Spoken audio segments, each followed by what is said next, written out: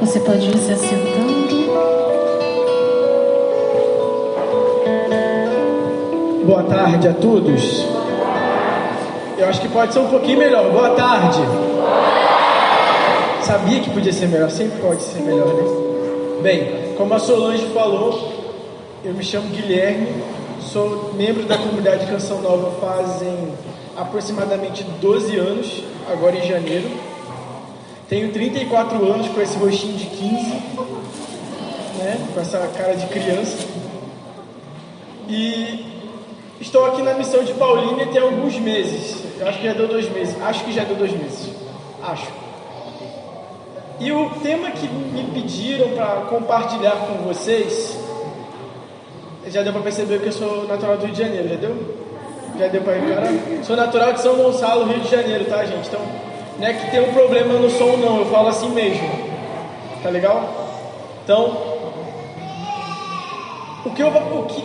esse tema que me deram hoje é um tema muito importante. É tão importante que eu fiquei assim, nossa senhora. Por que eu, né? Tipo assim, podia ser outra pessoa. Podia ser outra pessoa.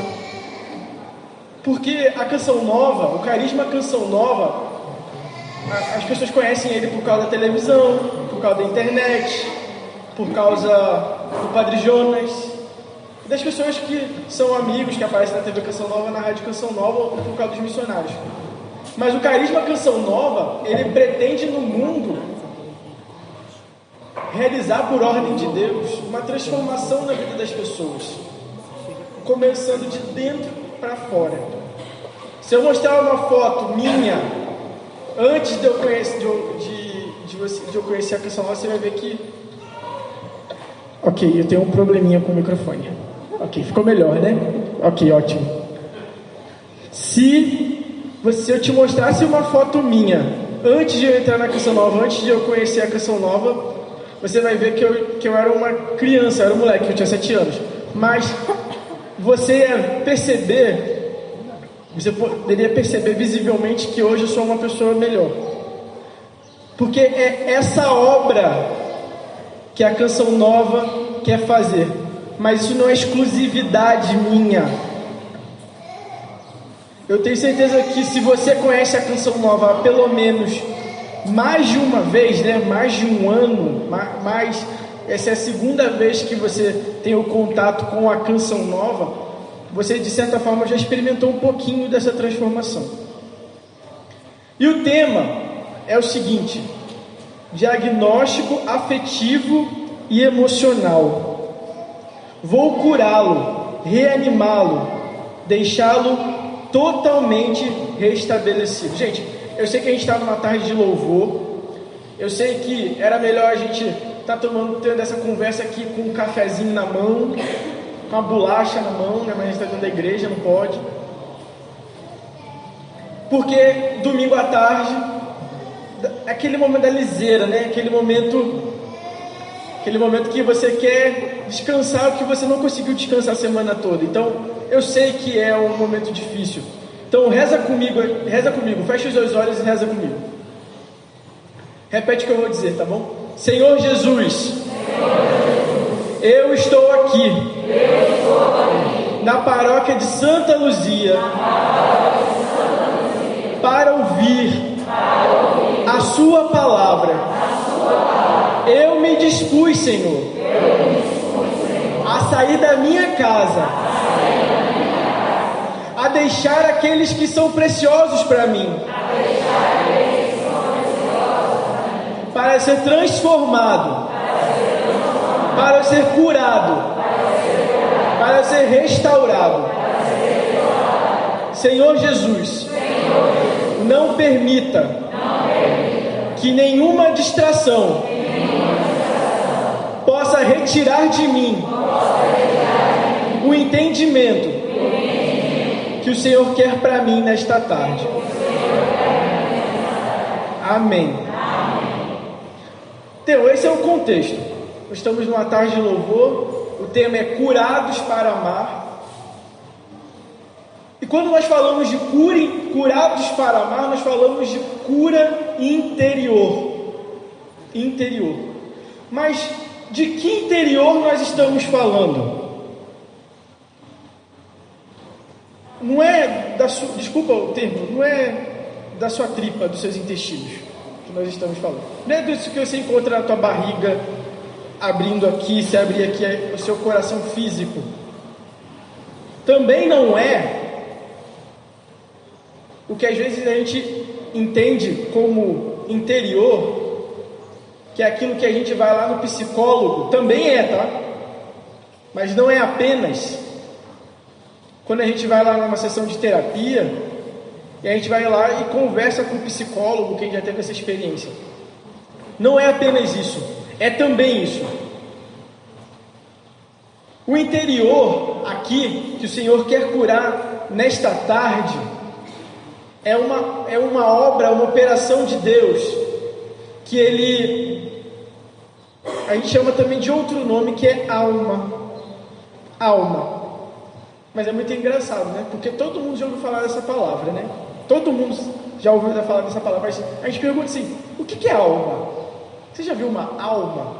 Não, pelo amor de Deus, cruz credo. Nunca vi uma alma, pelo amor de Deus. Aí meu pai disse, eu nunca vi uma alma. Não é verdade? Quando eu falo alma, quando se fala de alma, quando se fala de interior, se fala...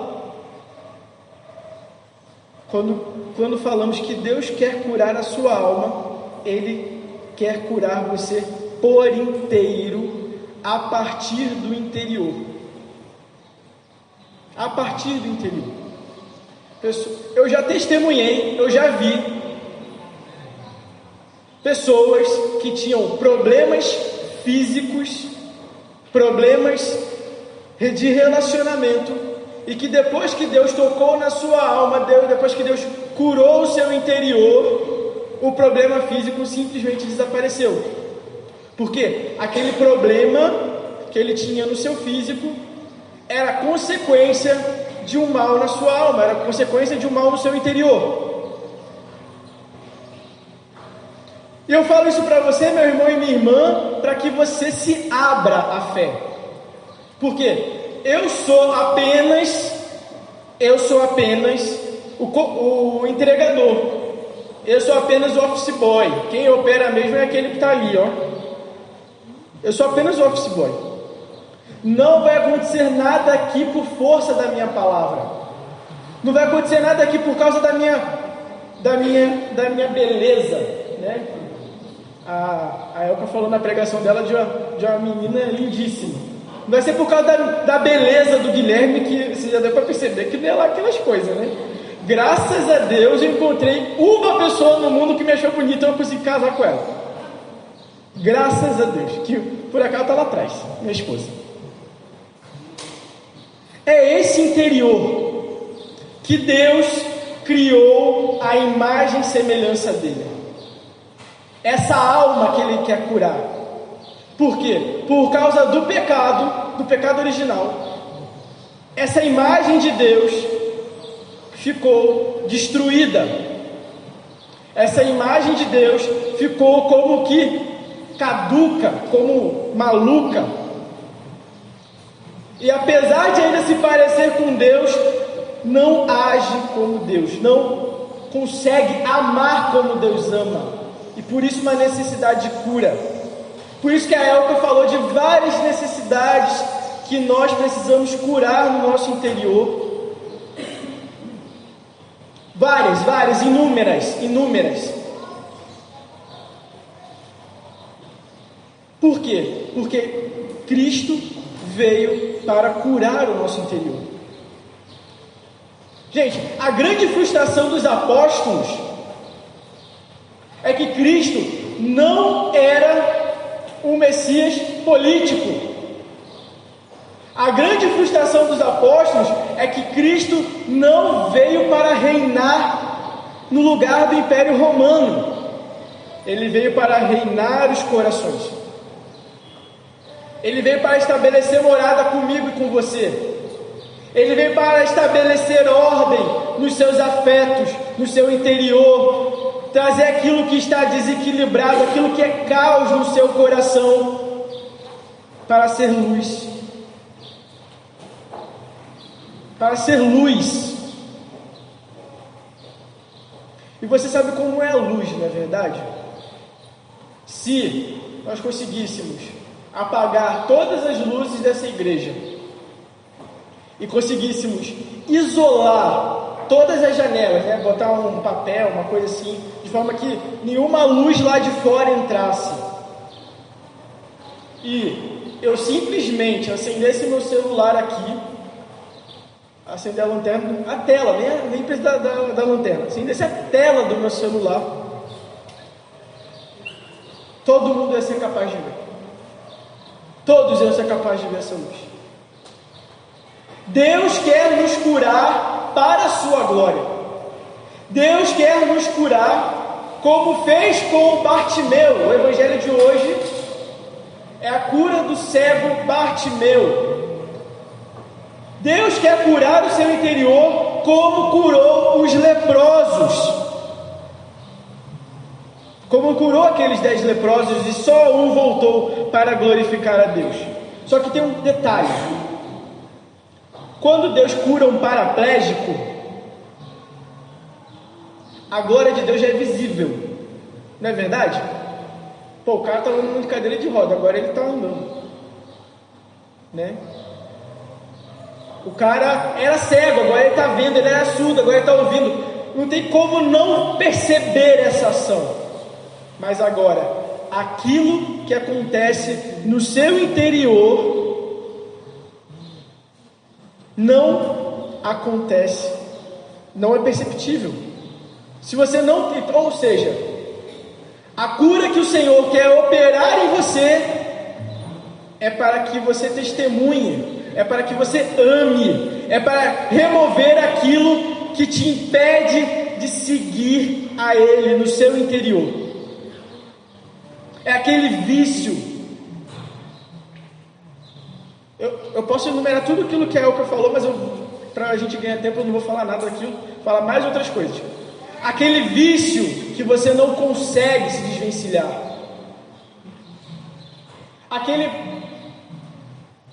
Desculpa falar assim, mas aquela mesquinharia que você não consegue perceber, aquela inveja. A cura interior, vai dizer o Padre Jonas Abib, ela é praticamente a busca de santidade. Porque a cura interior, ela vai removendo da nossa visão, vai removendo aquilo que nos atrapalha de seguir o próprio Senhor Jesus, nem mais e nem menos. Dito isso, agora eu posso entrar nesse diagnóstico, porque o objetivo do Senhor curando o seu interior é aquilo que está em Efésios 4:13, para atingirmos a maturidade do homem perfeito. A maturidade do homem perfeito, Jesus Cristo, nosso Senhor. Nem mais nem menos. Eu preciso, meu irmão e minha irmã, falar o que Deus quer operar para você na sua vida, para depois eu dizer o como, o caminho. Não é verdade? Eu preciso começar por aqui, pelo fim. Preciso começar pelo fim, dizendo isso para você. Ele quer curar você, resumindo tudo que eu falei até agora. Ele quer curar você para que você não fique capenga no segmento dele. Que os seus afetos, que os seus sentimentos, que você não se torne escravo dos seus vícios. Ele quer operar na ordem da graça, não só na ordem do que você quer. Ele quer fazer uma obra nova em você, e você precisa colaborar. Não existe uma obra de cura que não há uma colaboração humana.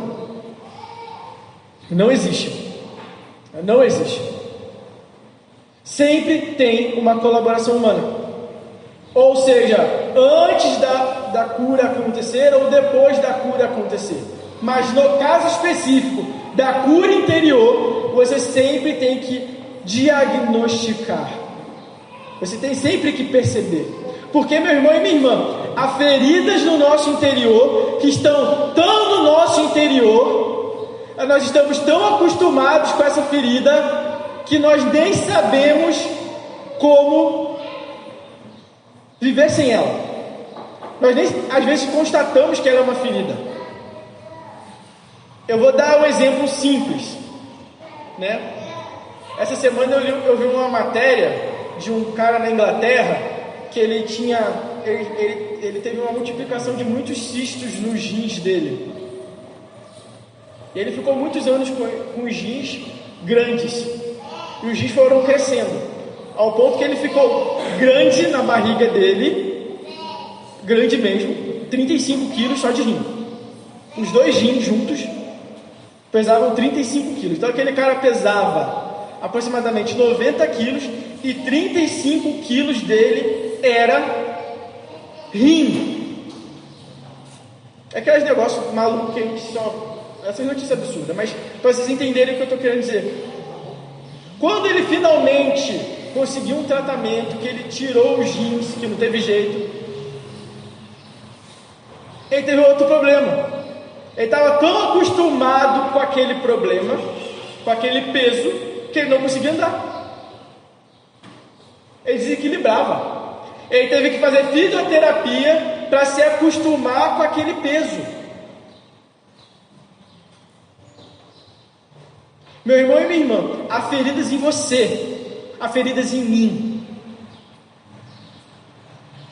se nós não diagnosticarmos, se nós não percebermos, Deus não vai operar, não porque Ele é mau,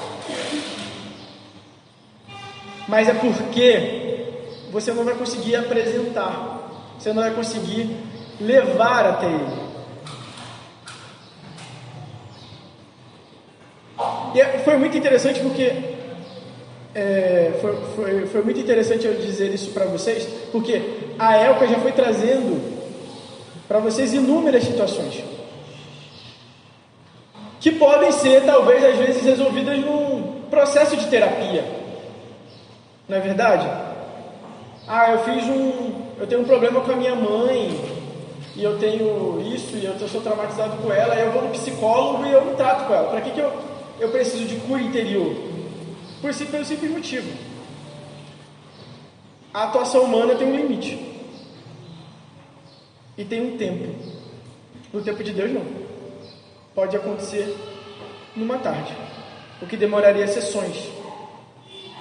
Pode acontecer com uma palavra, o que demoraria anos para você perceber. Meu irmão e minha irmã, como então que eu diagnostico? Pela mesma luz que eu falei aqui agora. É pedindo que a luz do céu te ilumine e te apresente. É permitindo que o Senhor lhe dê um entendimento sobre os seus afetos, sobre a sua alma, sobre a sua história.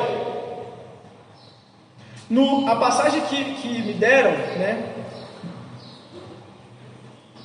está em Isaías, e ela começa assim, ó: vi sua conduta, disse o Senhor, e o curarei, vou guiá-lo e consolá-lo.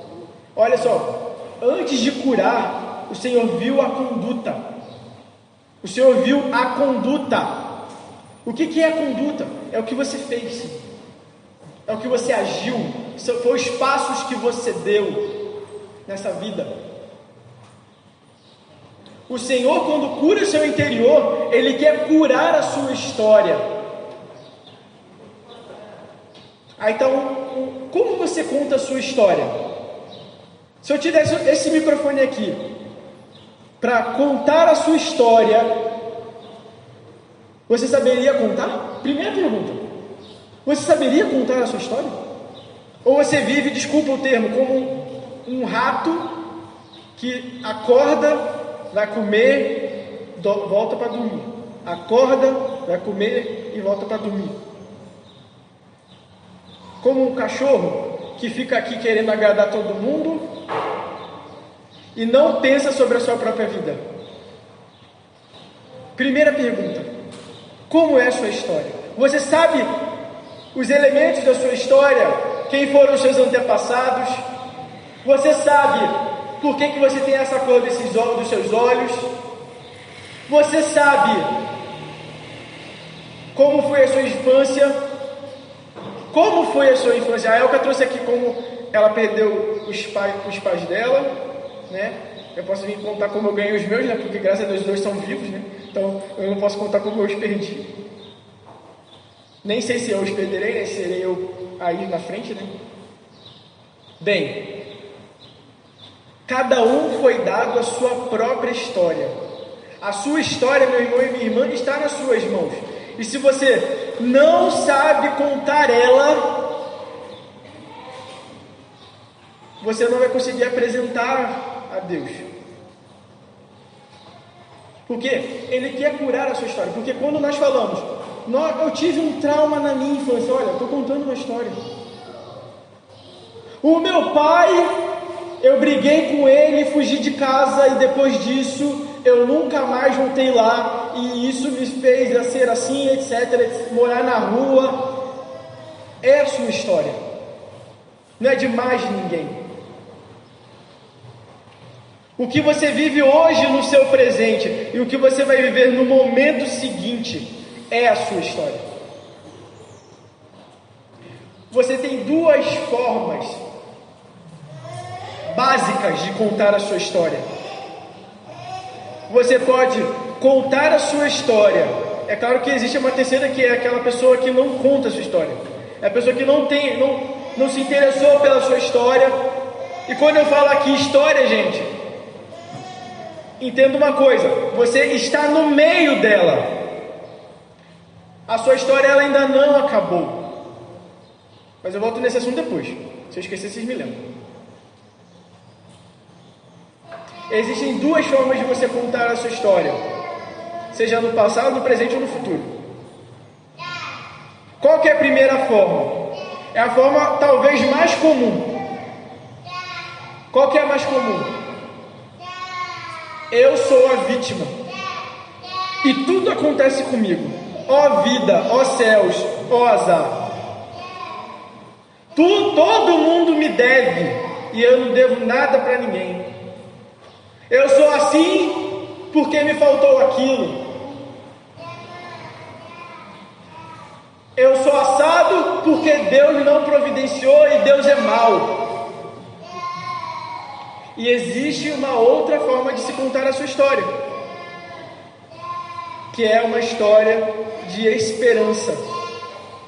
É uma história que é quando você olha para o seu passado e, apesar do que aconteceu, você acredita. Você acredita que tem um Deus operando. Você vira um novo Jó, se eu posso dizer assim. Vocês conhecem a história de Jó? Para quem não conhece a história de Jó, eu vou traçar um pequeno resumo. Jó era um cara abonado, o cara ostentação. Ele era o cara que tinha tudo. Ele tinha vários filhos, tinha várias posses, tinha uma bela esposa, era rico. Era, como vamos dizer aí alguns, era um abençoado por Deus. E um belo dia, Satanás estava andando pela terra, foi no céu, aí Deus falou para Satanás: você viu meu servo Jó? Aí Satanás, por inveja, falou assim é fácil, né? Ele tem tudo, é claro que ele vai te servir. É claro que ele vai te servir. E Jó, aí Satanás falou assim, aí Satanás perguntou para Deus: se o Senhor deixar eu tocar nele e fazer algum malzinho nele, ele vai te blasfemar na hora. Aí Deus falou assim: você pode fazer tudo, só não toque na carne dele. Aí foi lá, matou, na primeira atacada, matou todos os filhos de Jó. Na segunda atacada, perdeu todos os bens. Na terceira atacada, a esposa pegou lepra. O que Jó falou? Jó soube contar a história dele. Nu saí do ventre da minha mãe, nu voltarei para lá. O Senhor deu, o Senhor tirou, bendito seja o nome do Senhor. Meu irmão e minha irmã, quando nós falamos que nós precisamos de cura interior, é porque nós precisamos ser como esse Jó. Quando eu consigo pegar a história na minha mão e eu contar ela com uma história de gratidão, com uma história que dá glória a Deus, com uma história de testemunho transformado por Deus, eu sou uma pessoa curada. Só que essa história não teve fim ainda. Essa história não teve fim. Quando Satanás voltou no céu e falou de novo assim: ele bendisse você porque você não deixou eu tocar na carne dele. Aí Deus falou: pois toque. E ele ficou branco de lepra, né? Dizem que ele era moreninho como eu, assim. Aí ele ficou branco de tanta ferida de lepra, de tanto pus de lepra. É preciso, meu irmão e minha irmã. E aí vem depois, e Jó, mesmo assim, não amaldiçoou a Deus.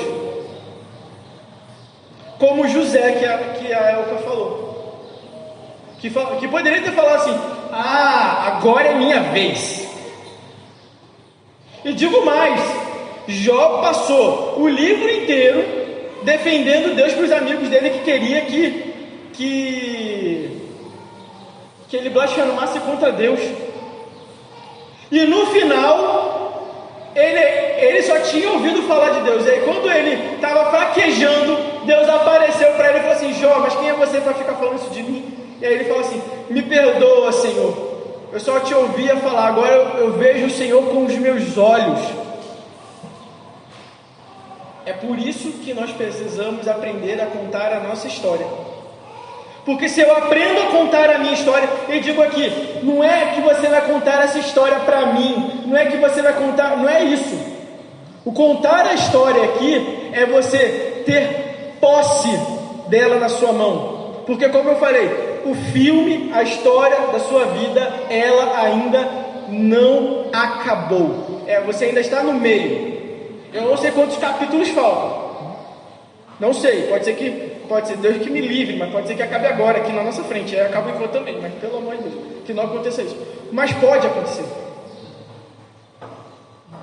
Então, quando eu sou uma pessoa carente e que eu tenho os meus afetos desordenados, quando eu sou uma pessoa que eu fiz um voto íntimo que me impede de ser aquilo que o Senhor sonhou para mim, quando eu sou uma pessoa rancorosa e que eu fico ressentindo aquilo que fizeram contra mim e eu não perdoo, eu não libero o perdão, eu estou contando a minha história como vítima.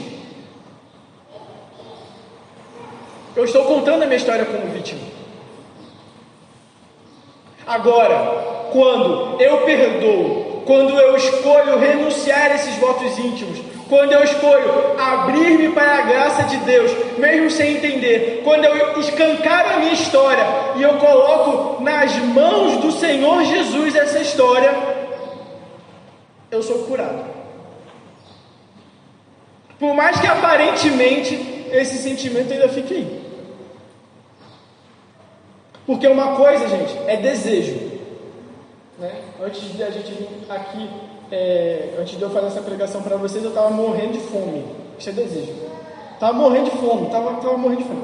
Aí estava ali no intervalo, aí a Elka falou assim: tem um lanchinho lá em cima para você. Eu falei assim: acho que você vai querer comer depois. Não, eu quero comer agora. Isso é desejo. Outra coisa é vontade. Outra coisa é vontade. Vontade é, apesar de eu ter fome, porque eu tenho uma coisa mais importante para fazer, eu passo fome. Vontade é o que a mãe tem de madrugada. Vontade é o que a mãe tem de madrugada, quando o bebê está chorando e ela está doida de sono para dormir, e aquele bebê não para de chorar, e ela, com todo amor, com todo carinho, mesmo às vezes chorando, porque o leite está empedrado, quer amamentar aquela criança. Isso é amor. Isso é vontade. E essa mãe, quando vai contar essa história, ela não conta como um peso, porque ela amou. Mas como eu abro, Guilherme, mas como eu me abro esse processo, você vai me dizer. Mas Guilherme, como que eu me abro esse processo? Eu já disse boa parte aqui já. mas eu vou enumerar para você. Primeira coisa, aprenda a contar a sua história. Hoje, quando você chegar na sua casa, ou quando você tiver um tempo livre, separe um tempo para você mesmo, você e Deus, para narrar a sua história. Olha, Jesus, eu nasci em São Gonçalo, sou filho de José e de Vanise. Quando eu nasci, meu pai estava juntando dinheiro para pagar o parto, só que ele precisou gastar o dinheiro. Eu nasci na semana que ele tinha gastado dinheiro, e aí eu tive que nascer pelo SUS, e na época o hospital, a cada 10 crianças que nasciam no SUS, 9 morria.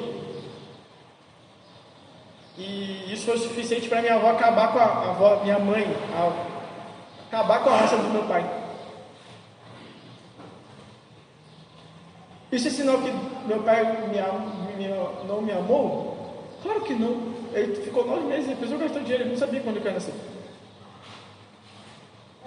Jesus,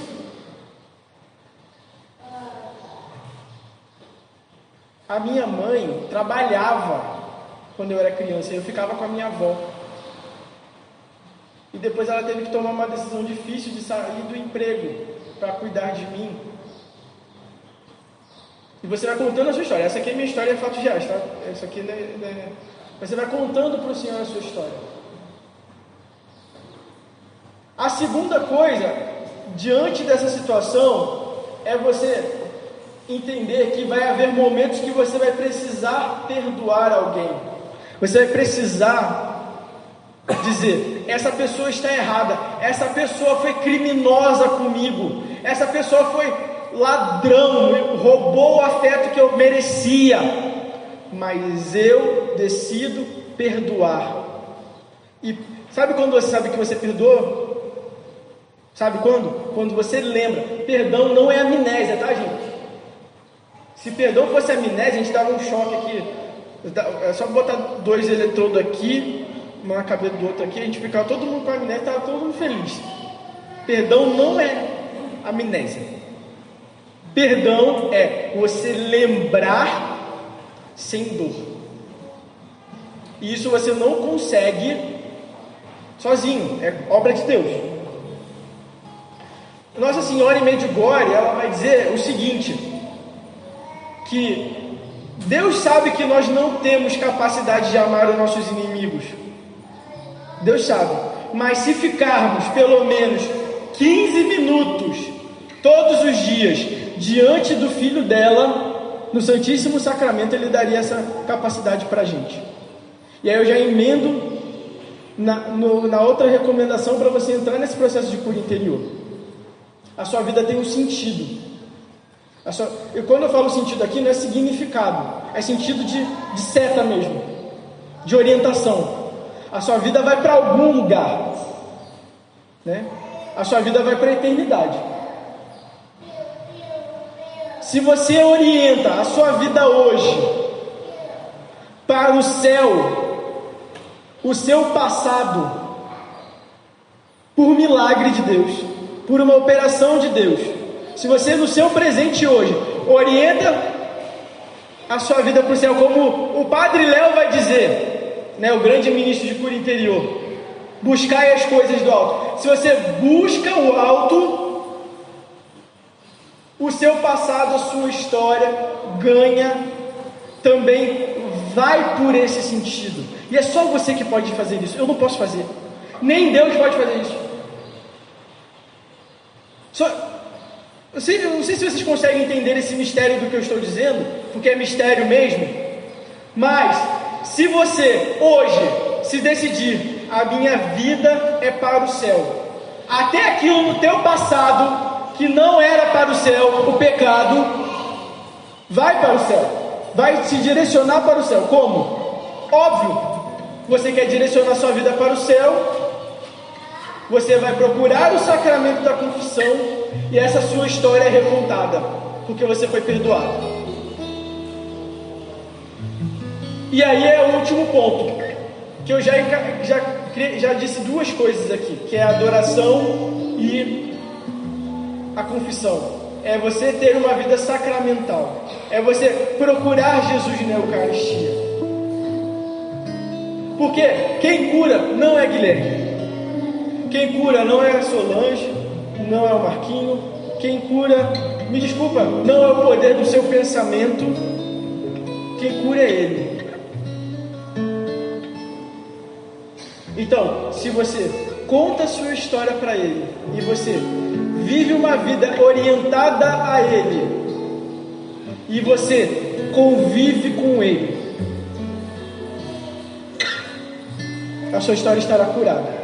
Pode demorar um tempo, pode ser assim, num estalar de dedos. Eu não sei, porque quem manda é Ele. O tempo quem define é Ele, não sou eu, não é você. Mas se você vive sob essa luz, aquilo que é trauma, aquilo que é machucadura, aquilo que é pedra na tua história, Ele vai iluminar e Ele vai curar. Amém? Fica de pé.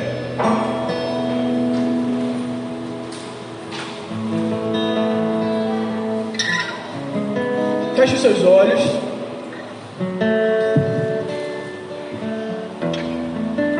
Agora é você e o Senhor. Eu tenho certeza que enquanto eu falava aqui, você se lembrou de muitas coisas. Eu tenho certeza de que quando eu trazia situações, quando eu falava algumas coisas, alguma coisa o Senhor tocou no seu coração. E aí você, no seu silêncio, você vai dizendo para o Senhor: Jesus, ilumina-me, Senhor. Ilumina, Senhor Jesus, esses seus filhos. Traga, Senhor meu Deus, a história de novo para esse coração. Traga, Senhor meu Deus, para esses seus filhos a capacidade de ter uma vida que te glorifica, Senhor. Daqui a pouco nós faremos a adoração ao Santíssimo Sacramento, Ele em corpo, sangue e alma de verdade. E nós teremos chance de apresentar a nossa história. Sim, meu irmão e minha irmã, peça ao Senhor Jesus que manda essa luz do teu Espírito.